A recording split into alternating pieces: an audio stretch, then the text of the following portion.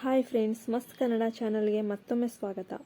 ದೇವತೆಗಳು ಮತ್ತು ಋಷಿಗಳು ಸ್ತುತಿಸಿದ 24 ಮಹಾಲಕ್ಷ್ಮಿಯ ಹೆಸರುಗಳನ್ನು ಚತುರ್ವಿಂಶತಿ ಹೆಸರುಗಳು ಎಂದು ಕರೆಯಲಾಗುತ್ತೆ. ದೇವತೆಗಳು ಮತ್ತು ಋಷಿಗಳು ದೇವಿಯನ್ನ ಸ್ತುತಿಸಿದ ನಂತರ ದೇವಿಯು ಕಾಣಿಸಿಕೊಂಡಳು ಮತ್ತು ತುಂಬಾ ಸಂತೋಷಪಟ್ಟಳು ಮತ್ತು ನೀನು ಸ್ತುತಿಸಿದ ಈ 24 ನಾಮಗಳಿಂದ ನನ್ನನ್ನು ಯಾರು ಸ್ತುತಿಸುತ್ತಾರೆಯೋ ಲಕ್ಷ್ಮಿ ಯಾವಾಗ ಹೋದರೂ ಅವರ ಜೀವನಕ್ಕೆ ಮರಳುತ್ತಾಳೆ ಎಂದು ಮಹಾಲಕ್ಷ್ಮಿ ವರದಾನ ನೀಡಿದಳು.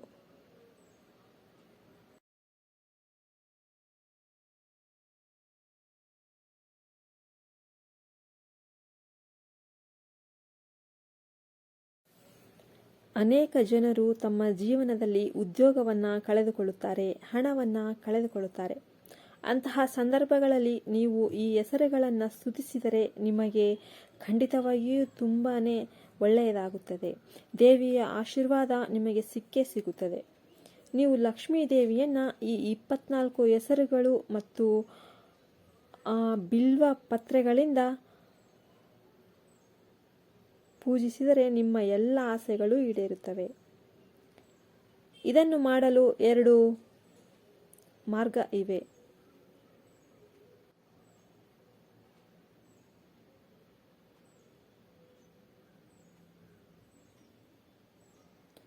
ಮೊದಲನೆಯದಾಗಿ, ಕಳೆದು ಹೋದ ಹಣವನ್ನು ಮರಳಿ ಪಡೆಯಲು ಭೂತಕಾಲದ ವೈಭವಕ್ಕಾಗಿ ಬಿಲ್ವ ಪತ್ರೆ ಮತ್ತು ಪೂಜೆಯನ್ನು 40 ದಿನಗಳ ಕಾಲ ದೀಕ್ಷೆಯಾಗಿ ಮಾಡಬೇಕು. 40 ದಿನಗಳ ಕಾಲ ದೀಕ್ಷೆಯಾಗಿ ಮಾಡಲು ಯಾರು ಆ ಥರ ಬಯಸುತ್ತಾರೋ ಅವರು ಖಂಡಿತವಾಗಿಯೂ 24 ಹೆಸರುಗಳಿಗೆ 24 ಬಿಲ್ವ ಪತ್ರೆಗಳನ್ನು ಬಳಸಬೇಕು. 40 ದಿನಗಳ ಕಾಲ ಬೆಳಿಗ್ಗೆ ಮತ್ತು ಸಾಯಂಕಾಲ ದೇವಿಯನ್ನು ಪೂಜಿಸಿ, ಅಂದರೆ ಈ 24 ಹೆಸರುಗಳನ್ನು ಸೂರ್ಯೋದಯದ ಮುಂಚಿತವಾಗಿ ಪಠಿಸಬೇಕು. ವೆಂಕಟೇಶ್ವರ ದೇವರ ಪ್ರತಿರೂಪದಲ್ಲಿ ಲಕ್ಷ್ಮೀದೇವಿ ಇದ್ದಾಳೆ. ಆ ಚಿತ್ರವನ್ನು ಇಟ್ಟು ಪೂಜಿಸಬೇಕು.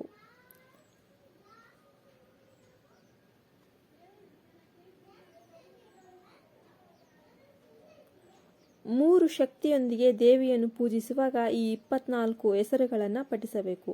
ನೀವು ಇದನ್ನು 40 ದಿನಗಳ ಕಾಲ ಮಾಡಿದರೆ ಕಳೆದು ಹೋದ ಎಲ್ಲ ಸಂಪತ್ತು ಮತ್ತು ಉದ್ಯೋಗಗಳು ಹಿಂದಿರುಗುತ್ತವೆ ಮತ್ತು ನೀವು ಏಳಿಗೆಯನ್ನು ಹೊಂದುತ್ತೀರಿ ಎಂದು ದೇವತೆಯೇ ಸ್ವತಃ ಹೇಳುತ್ತಾರೆ. ಮತ್ತು ಎರಡನೆಯದಾಗಿ, ವರಾಹ ಪುರಾಣದಲ್ಲಿ ಹೇಳಿರುವಂತೆ 40 ದಿನಗಳವರೆಗೆ ಇದನ್ನು ಮಾಡಲು ಸಾಧ್ಯವಿಲ್ಲ ಎಂದು ಭಾವಿಸುವವರು ಈ ಥರ ಮಾಡಬಹುದು. ವೆಂಕಟೇಶ್ವರನನ್ನ ಭೇಟಿ ಮಾಡುವಾಗ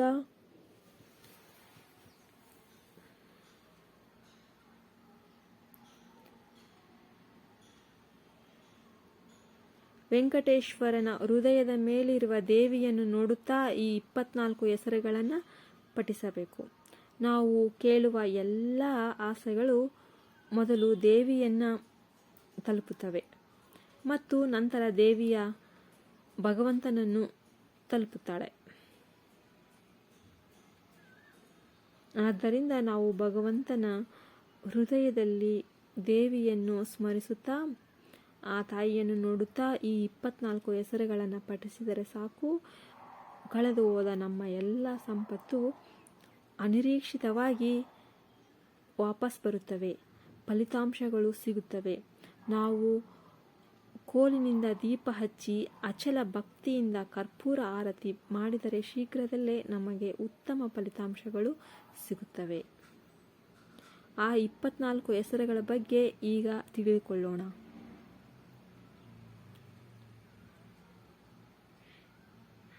ಶ್ರೀ ಶ್ರೀ ಯಯಯೇ ನಮಃ, ಶ್ರೀ ಲೋಕದತ್ತೇ ನಮಃ, ಶ್ರೀ ಬ್ರಹ್ಮ ಮಾತ್ರೇ ನಮಃ, ಶ್ರೀ ಪದ್ಮನೇತ್ರಾಯೈ ನಮಃ, ಶ್ರೀ ಪದ್ಮಮುಖ್ಯೇ ನಮಃ, ಶ್ರೀ ಪ್ರಸನ್ನಮುಖ ಪದ್ಮಯೇ ನಮಃ, ಶ್ರೀ ಪದ್ಮಕಾಂತಂ ನಮಃ, ಶ್ರೀ ಬಿಲ್ವಪತ್ರೈ ನಮಃ, ಶ್ರೀ ವಿಷ್ಣುಪತ್ನಿಯೇ ನಮಃ, ಶ್ರೀ ವಿಚಿತ್ರ ನಾನಾ ವನಭೂಮಿಯ ಭಗವಂತನಿಗೆ ನಮಸ್ಕರಿಸುತ್ತೇನೆ.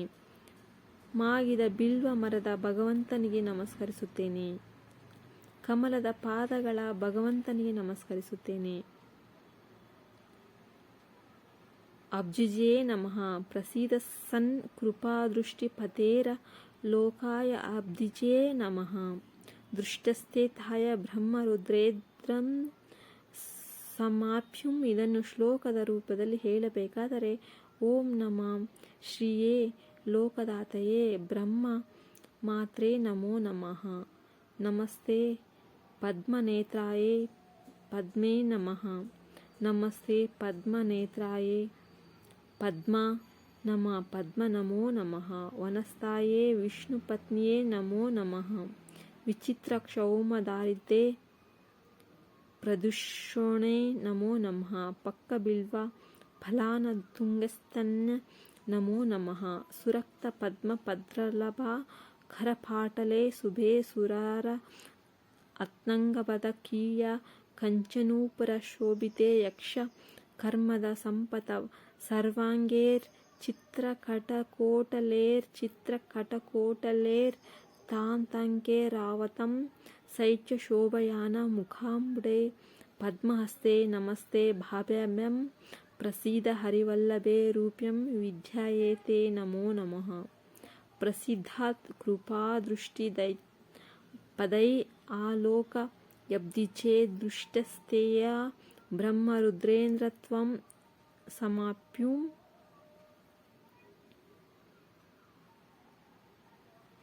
ಹೀಗೆ ಹೇಳುತ್ತಾ ದೇವಿಯನ್ನು ಸ್ಮರಿಸುತ್ತಾ ಈ ಶ್ಲೋಕವನ್ನು ಮುಗಿಸಿ ದೇವಿಗೆ 40 ದಿನಗಳ ದೀಕ್ಷೆಯನ್ನು ಮಾಡಿದರೆ ನಿಮ್ಮ ಎಲ್ಲ ಸಂಪತ್ತು ಮರಳಿ ಬರುವುದು. ನೀವು ಮೊದಲಿನಂತೆ ಕೋಟ್ಯಾಧೀಶ್ವರು ಅಥವಾ ನೀವು ಏನಿತ್ತು ಅದೆಲ್ಲ ವಾಪಸ್ ಬಂದು ನೀವು ಮೊದಲಿನ ಥರ ಸಂಪತ್ತನ್ನು ಹೊಂದುವಿರಿ. ಈ ವಿಡಿಯೋ ನೋಡಿದ್ದಕ್ಕಾಗಿ ಎಲ್ಲರಿಗೂ ವಂದನೆಗಳು. ಜೈ ಮಹಾಲಕ್ಷ್ಮಿ ಎಂದು ಕಮೆಂಟ್ ಮಾಡಿ. ವಿಡಿಯೋ ಇಷ್ಟವಾದರೆ ದಯವಿಟ್ಟು ಒಂದು ಲೈಕ್ ಮಾಡಿ ನಮಗೆ ಮತ್ತೊಂದು ವಿಡಿಯೋ ಮಾಡಲು ಸಹಕರಿಸಿ. ಇಲ್ಲಿಯವರೆಗೂ ನೋಡಿದ್ದಕ್ಕಾಗಿ ಧನ್ಯವಾದಗಳು.